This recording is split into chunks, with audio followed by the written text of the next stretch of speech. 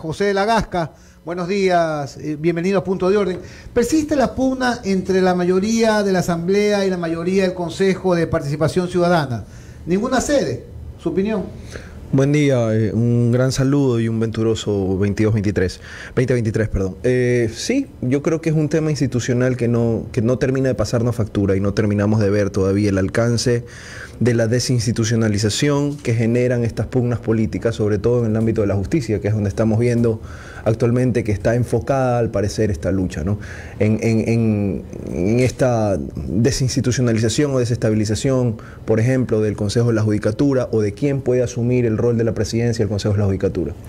Justamente ayer de noche, pues recibimos la noticia por algunos medios de comunicación, no sé si ya lo hizo público en su cuenta Hernán Ulloa, de que el Consejo de Participación Ciudadana, los que se están reuniendo, que son 4, resolvieron o no resolvieron, para ser más claro, dice, no hemos llegado a un acuerdo y no designaron al delegado del Consejo de la Judicatura naciente de la terna de la Corte Nacional de Justicia, quien además lo presidirá, simplemente porque no se pusieron de acuerdo y rechazaron la terna y volvemos a empezar de cero. Es así, José, ¿no?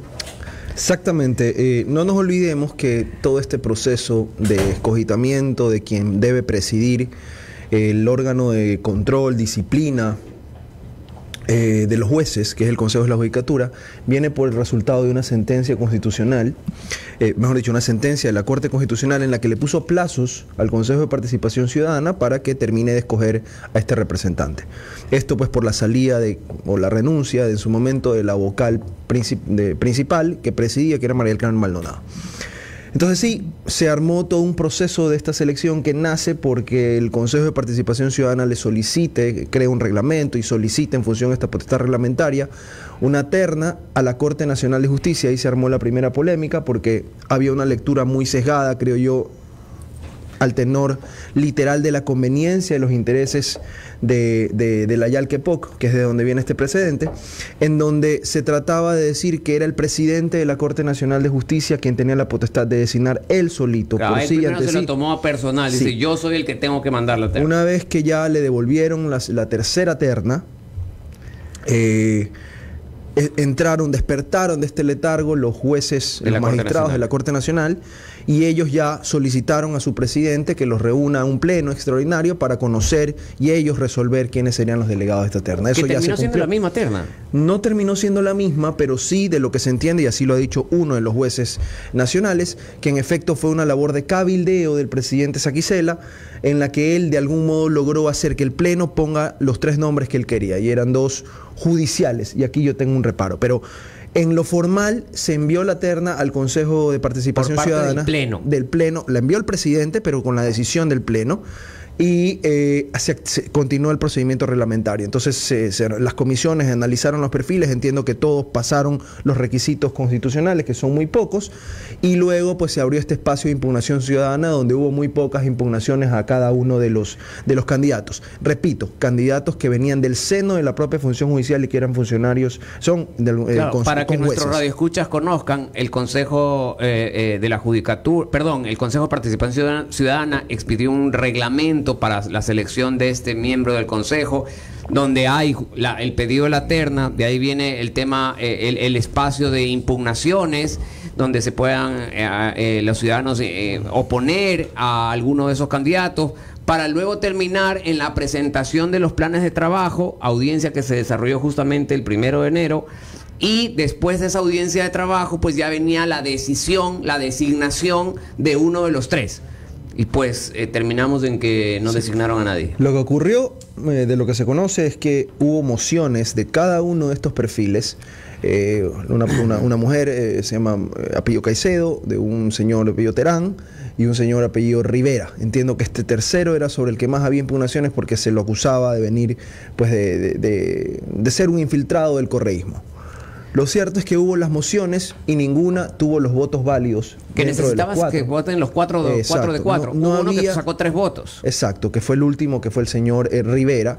Y entiendo que al final Hernán Ulloa se abstuvo de votar y solo se concretaron 3 votos, con lo que según el reglamento que tenían, no se logró aprobar ninguno de estos perfiles, con lo que se vuelve a requerir una terna a la Corte Nacional de Justicia. Ahora, hilemos un poco fino. José de la Gasca publicó un artículo en relación a los requisitos para ser miembro del Consejo de la Judicatura. La Constitución, en el artículo 180, establece que se necesita ser ecuatoriano, un título de 3er nivel y haber ejercido la profesión por 10 años. O sea, abogado de 10 años. Sí, exacto. Y José de la Gasca en su artículo pues agregaba otros elementos de los cuales podemos discutir. Sí, a ver, los requisitos son muy generales. Yo siempre digo, no, básicamente ser abogado y tener pulso. La probidad notoria, que es el requisito primordial, pasa, yo creo, para hacer un análisis real de eso a través de una labor de oposición, pero es muy poca es muy poca la participación ciudadana como para poder escrutar eso. Y normalmente no encontramos problemas en que se pueda acreditar la solvencia profesional, porque no hay sanciones disciplinarias, digamos, en el ámbito de la abogacía o quizás en el ámbito de la judicatura, que puedan servir como para cuestionar eso desde un punto de vista objetivo. O sea, claro, desde el punto de vista objetivo, la probidad notoria es la inexistencia de certificados de mala conducta. Vamos a ponerlo en ese sentido. O de antecedentes penales. Por eso, pues, la inexistencia de certificados de mala conducta. Porque de lo contrario, es subjetivo todo. No, para mí es malo, pero para el otro es bueno. En cambio, si ya tiene un antecedente penal o tiene una acción judicial de otra naturaleza, que haya sido sentenciado o que haya sido sancionado por A, B o Z circunstancias, bueno, ya por lo menos ese es un documento que dice que no es tan probo como para acceder al cargo. Pero mientras no haya un documento que demuestre la no probidad, es probo. Exactamente, entonces por eso es que es importante la participación ciudadana, porque ahí es donde van y se hacen la oposición, donde dicen, no, yo impugno este candidato por estas razones y debe demostrarla, pero es muy poco lo que ocurre sobre eso. Calculemos que en un proceso donde podrían llover las oposiciones para un cargo tan importante como este, hubo 2 por candidato si acaso. Pero esos son los requisitos formales y hasta ahí la minuta. Donde yo creo que hay adiciones que deben de considerarse, que necesariamente es normatividad o son reglas que atraviesan el concurso de este perfil, necesariamente en prohibiciones generales que aplican a los servidores públicos, y es básicamente tutelando un principio de imparcialidad, es decir, que no existan conflictos de intereses. Hay un artículo en la Constitución, Carlos, que tú conoces de memoria, que es el 232, que básicamente establece que una persona que está en una situación comprometida con algún gremio o alguna actividad que realice, no puede ostentar él una calidad de controlador de ese mismo gremio al que pertenece. Es decir, que no haya un conflicto de interés, como yo lo dije en mi artículo, que no sea el propio ratón cuidando el queso. No podrán ser funcionarios ni funcionarias ni miembros de organismos directivos o de entidades que ejerzan la potestad estatal de control quienes tengan intereses en las áreas que vayan a ser controladas o reguladas o representen a terceros que los tengan. Ya, en este caso concreto de los miembros de la terna enviada por la Corte Nacional de Justicia, ¿cuál de ellos tenía conflicto de interés?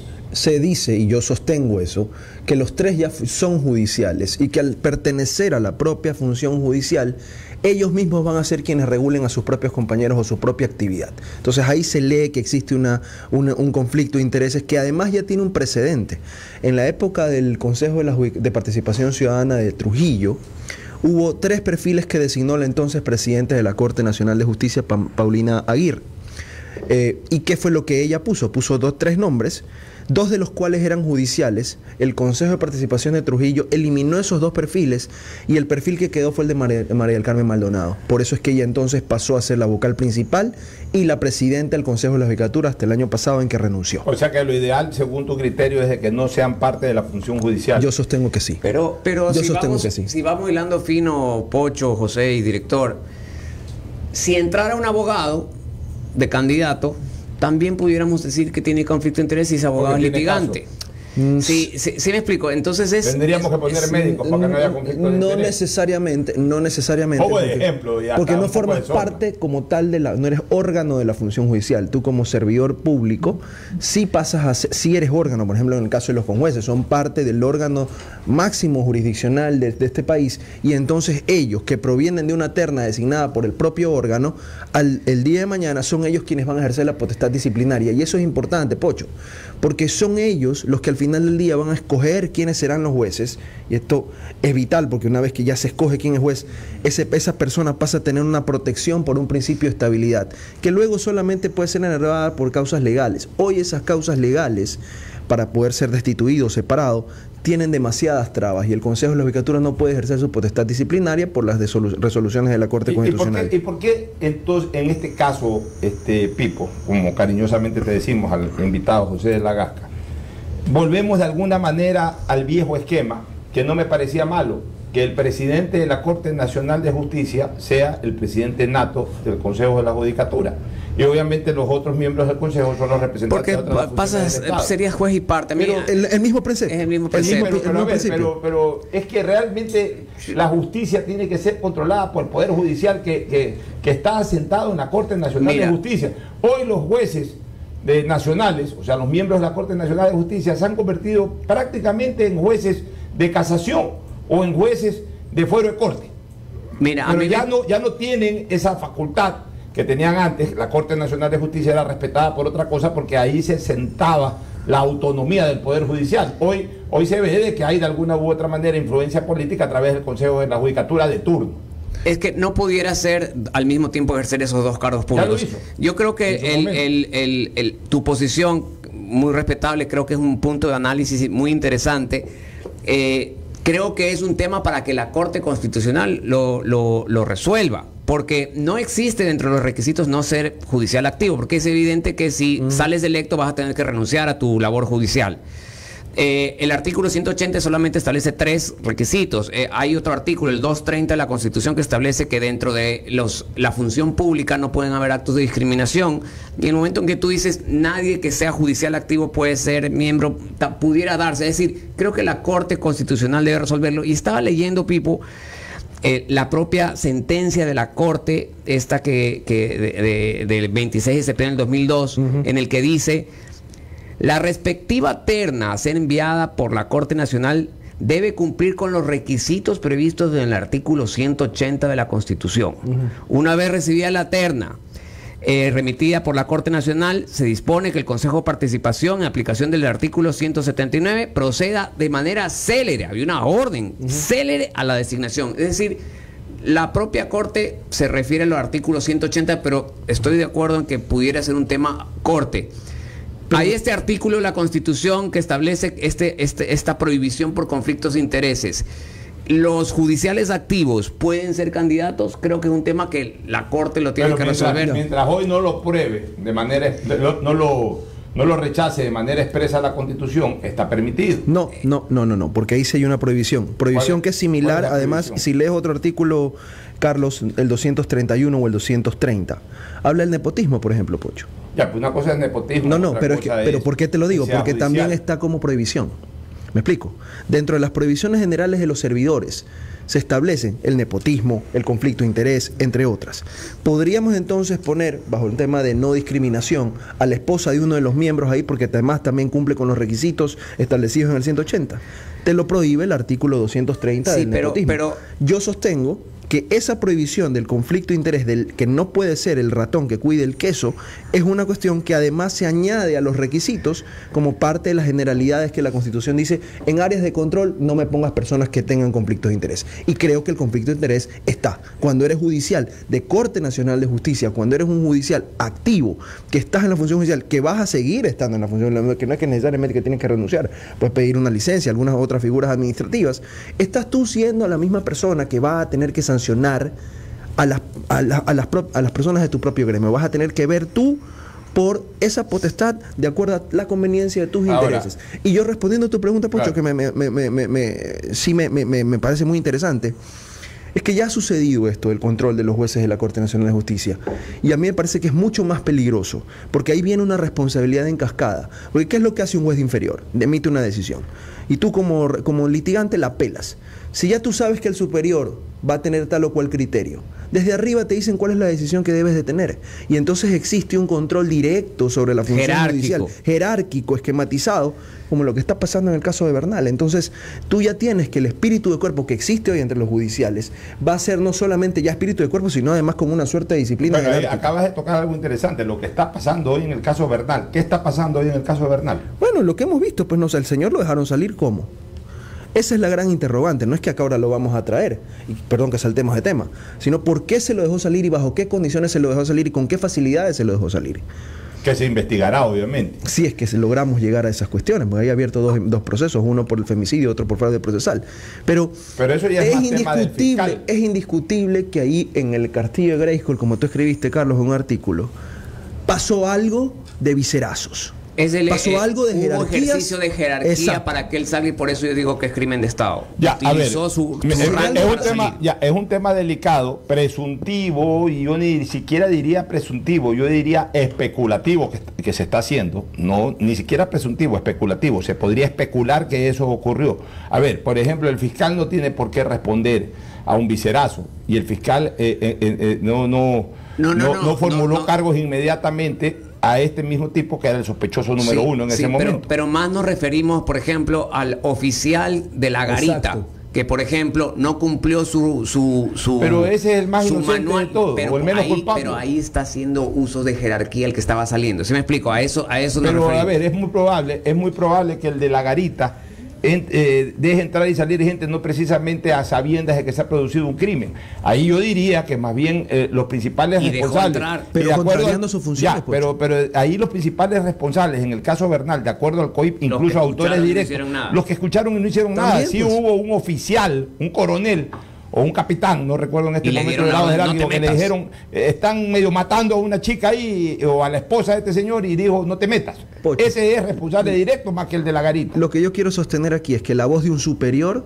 en un esquema jerarquizado, tiene poder, tiene efectos. Eso es indiscutible. Y si eso, y ¿por qué te digo que para mí es la preocupación máxima? Porque el narco está detrás de la justicia, como está detrás de todos los poderes de control. Y es mucho más fácil, pienso yo, gobernar a uno y a través de uno gobernar a todos, o gobernar a unos pocos y a través de unos pocos gobernar a todos, que en este esquema no jerarquizado, donde no hay esta interdisciplina, que donde necesariamente los fallos tienen que venir corregidos. Pipo, ¿no? Lo que ocurrió ayer concretamente, más allá de lo conceptual, que tú lo estás expresando muy bien, y comparto mucho de lo que tú dices, pero en todo caso ya esta terna pasó todas las pruebas, pasó las apelaciones, pasó incluso el último filtro, fueron objeto hasta de elogios por parte de los miembros del Consejo de Participación Ciudadana. Por la hora de votar uno se abstuvo y no hubo los 4 votos y se rechaza esa terna. Eso no sabría a una nueva burla hacia el Estado ecuatoriano por parte del Consejo de Participación Ciudadana. Porque por último, si es que habría que haber impugnado o rechazado el tema de conflicto de interés, pero se lo hubiese dicho antes. Claro. Sí. A mí no me ha gustado, no me ha gustado esto de que no lleguen a un consenso sobre sin motivación. Los actos de los poderes públicos tienen que motivarse. ¿Cuál es la razón de que no designas? A ver, los 3 dijeron, a mí este es el perfil que más me gustó, más me convenció, más técnico, y el que se abstuvo, sobre el que habían los 3 votos, dijo, yo tengo que ser coherente con lo que ya voté, porque él asumió secundó una moción sobre otro candidato. Entonces él dijo, yo me mantengo sobre el que tuve. En esos juegos de mayorías, Pocho, en esos juegos de mayorías donde, entre comillas, eso es democracia. Egoísmo. Que dicho sea de paso, en este caso es mayoría de la mayoría. Exacto. Mayoría de la mayoría, porque el Consejo quedó reducido hoy a una mayoría. Y dentro de esa mayoría hay que ahora armar una nueva mayoría. Que en este caso la mayoría mínima necesaria es la unanimidad. Si no están los 4 de 4, no hay votos para designar a nadie. Exactamente, y eso es lo que sucedió. Y ahora menos van a verlos, porque ahora entran en campaña 3 de los 4 que están en la mayoría de la mayoría, como dices tú, Pocho. Entonces va a ser mucho más complejo que exista un representante designado de quien porque entran a campaña, ¿no? Con licencia. Exactamente, durante un mes. O sea, aquí ya responsabilidad, ¿qué es lo recomendable desde hoy? Es una irresponsabilidad. ¿Qué es lo recomendable desde hoy? Recomendable entre comillas, que estos señores vayan, cobren su sueldo, porque están en funciones, más allá de que no hagan nada, están en funciones, tendrán que cobrar su sueldo, y ya que dejen todo listo para que, o no listo, ya que dejen todo quieto, mejor dicho, para que el pueblo elija el nuevo Consejo de Participación Ciudadana, y desde mayo el nuevo Consejo de Participación Ciudadana ojalá entre con nuevos bríos, porque estos de aquí demostraron una incapacidad y una inoperancia total. El propio reglamento dice que de no aprobarse la resolución para designar a o las autoridades del Consejo o la judicatura que correspondan, se entenderá que la terna y el proceso se ha agotado y por ende se debe solicitar una nueva terna e iniciar de nuevo el procedimiento. Que lo dejen para el nuevo Consejo. Es que eso es lo que va a ocurrir. Estando la justicia, lo que hablábamos al inicio del programa, ¿no? Estando en el estado en que estamos, que se necesita la institucionalización. Al señor Ulloa, por más de que apoyé a otros candidatos, ya 3 votaron, hazlo por el país y ya designa y ándate tranquilo, con la conciencia tranquila, de que dejas institucionalizada el órgano madre de la función judicial. Démosles unas vacaciones pagadas a los señores. No, pero ahí va a venir las críticas que te digo que llueven sobre ese candidato respecto de sus antecedentes de haber trabajado con Gustavo Yalki y demás. Entonces, sí había ese cálculo, creo yo, ni los conozco, de no poner... yo conozco a una, me parecía excelente candidata, pero sin embargo no tuvo ningún voto, solo el de la moción. Y el voto en el que estuvieron de repente de acuerdo Bravo, Estupiñán y Rivadeneira...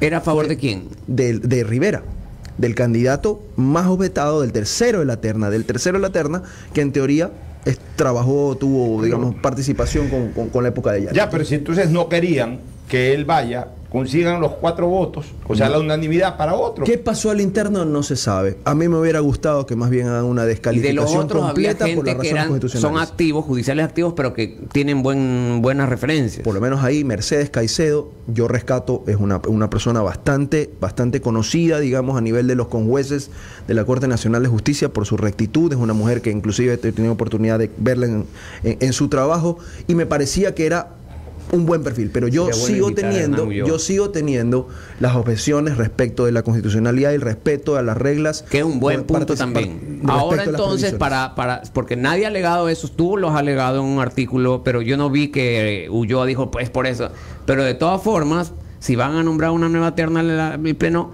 pues que tomen en cuenta esta observación y que de repente en la terna agreguen a una persona no judicial para que ya no haya excusa alguna.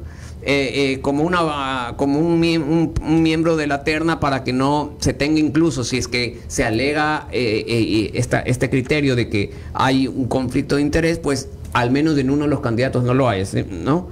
Pudiera ya la Corte tomar en cuenta ese criterio, la Corte Nacional. A mí me parece, por ejemplo, perfiles hay, pero pesaba sobre esa terna no solamente la prohibición que he mencionado, que yo creo que debe entrar alguien que presida sin ningún tipo de cuestionamiento, sin ser cuestionada ni cuestionable. Y por su fuente, yo creo que sí había ese cuestionamiento. Pero además venía con la impugnación interna del propio Pleno de decir esto fue una labor de cabildeo del presidente Iván Saquicela, que quiere meterle las manos a la justicia y que ha venido haciéndolo en repetitivos intentos. Eso es algo que yo creo que el Ecuador tiene que estar muy, muy atento. Pipo, moviéndonos al tema de Cáceres, que lo dejamos ahí en el aire, ¿qué va a pasar cuando ya él, creo que ya tenía formulación de cargos incluso, qué va a pasar cuando él sea extraditado y llegue al Ecuador? Bueno. No, pero un punto de ahí, pero ¿cuál es el papeleo que hace falta para que Cáceres venga al Ecuador? Entiendo que hay una extradición y yo creo que pueden funcionar varios mecanismos, ¿no? Tanto el de la extradición, que ya estaba a nivel de las actividades de las autoridades diplomáticas. Ecuador, Colombia tienen convenios en esta materia. No sé qué tan expeditos puede ser. Hay su trámite administrativo. Pero es un trámite administrativo, pero entiendo que ya estaban hablando a nivel de las autoridades, digamos, de embajada, a nivel de país. Pero además, pienso yo que quizás Colombia haga, como en otras ocasiones, la expulsión de estos ciudadanos. La deportación, eso te iba a preguntar. Sí, que simplemente digan... Lo deporto porque no, este señor se le cancela el estado de visado, que tenga aquí el permiso para que estar en el país y que lo termine de sacar. Así lo hicieron con Jacobo. Eso te iba a preguntar, porque eso es algo que ha denunciado el expresidente Bucaram en su cuenta de Twitter. Cuando fue el tema del hijo, en 24 horas estuvo aquí. Tienes toda la razón. Y en cambio acá se están demorando. O sea, acá debería de darse una figura de deportación o expulsión de un país que es distinto a la extradición. Eso es inmediato. Eso es un tipo que está con alerta roja, lo cogen y lo ponen en la frontera. Porque además no ha cometido el delito en Colombia, lo ha cometido en Ecuador, ha fugado. O sea, Ahí también Colombia se está demorando demasiado. Solo hay un ingrediente ahí.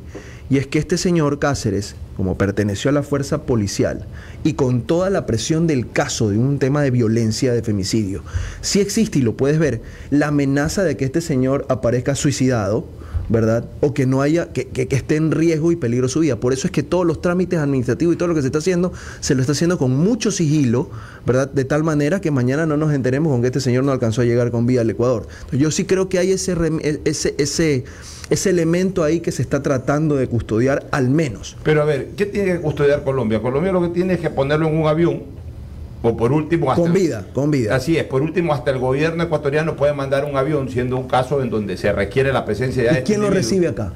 Y acá ya ese pasa a ser problema del Ecuador, o sea, lo tiene ¿Pero que quién recibir lo recibe acá? Lo tiene que recibir la policía. La propia policía. Ya, pero es que ya no se va a escapar. Pero ahí pero él dice por la integridad física. Exacto. Pero ahí la fiscalía ya puede tomar ahí medidas. Pero la integridad física, este hombre va a correr ese riesgo todo el tiempo. Exactamente. No es que en una semana va a subsanarse ese riesgo. Y eso es lo que está advirtiendo la mamá de María Belén Bernal, que inclusive entiendo que está yéndose a Colombia para estar en medio de toda la jugada, porque ella lo que sí teme, y lo ha dicho, es que este señor no llegue acá con vida o aquí no permanezca mucho tiempo con vida.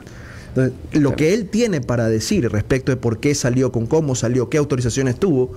Entonces habría que procesarlo en Colombia, no se lo puede procesar en Colombia. No se lo puede procesar. Tiene que procesarlo acá, y ese riesgo siempre va a haber. Tiene que haber un sistema de protección especial para él, y yo creo que se soluciona el problema. Ahora, ¿se reactiva ya con él el proceso? Es que el proceso no ha estado detenido. Hasta donde yo conozco, el proceso de él no está en una fase en la que tenga que ser suspendido, porque ya, tú sabes, Pocho, no existe, no hay juzgamiento en ausencia por regla general. Hay ciertos delitos que vienen desde la Constitución que se permite el juzgamiento en ausencia. Es decir, contra la administración peculado, cohecho, etcétera. Pero en este caso, sí es necesario que la persona procesada esté sentada en el banquillo de los acusados durante toda la etapa de juicio, que es la etapa a la que debería llegar, donde se dicta una condena. Y no entiendo, de lo que conozco, que uno de los procesos del femicidio no ha llegado a esa decisión de la suspensión, y si lo es y me pueden corregir, pues sí habría un bloqueo jurídico procesal que se levanta una vez que el señor llegue aquí y se ha puesto órdenes de las autoridades, porque él tiene que llegar aquí, ser recibido por las autoridades de migración, ser autorizados por la policía, las autoridades diplomáticas, pero ser inmediatamente puesto a órdenes del juez que dictó la privación de libertad, porque él está con una orden de prisión preventiva que además goza de una notificación roja de Interpol. Entonces, una vez que el juez ya lo tiene, él se hace responsable de este ciudadano, ¿verdad? Lo tiene que mandar reducir a buen recaudo, ponerlo en un centro de privación de libertad preventivo, y ahí continuar el procesamiento, donde le tendrán que tomar su versión, donde tendrá que estar sentado, tendrá el derecho a la defensa y todas las cosas normales de un proceso. Hay que comenzar por conocer si es que hubo reformulación de cargos, porque inicialmente era por desaparición. La hubo. Yo lo que recuerdo, lo que hubo, Pocho, es que cuando se formuló cargos, empezó como una desaparición, pero luego, y ahí fue que la formularon cargos a la chica, a la subteniente que estaba por ahí también, que es la única detenida, que para mí es la menos culpable de todos. Está detenida igual, y en la marcha de ese proceso hubo una petición de audiencia de reformulación de cargos y de vinculación, Carlos, que fue donde a este tipo y a otros más, entiendo, los vincularon ya formalmente al proceso, es decir, lo hicieron parte del proceso y les dictaron las medidas cautelares personales como la prisión preventiva, y el proceso ha caminado con esa orden de prisión preventiva y el señor prófugo hasta que ahora lo encuentran. Bien, muchísimas gracias, clarísimo el análisis del penalista José Lagasca aquí en Revisión. Por primera vez lo tenemos en cabina. Gran Pipo. En este espacio, sí. Muchísimas gracias.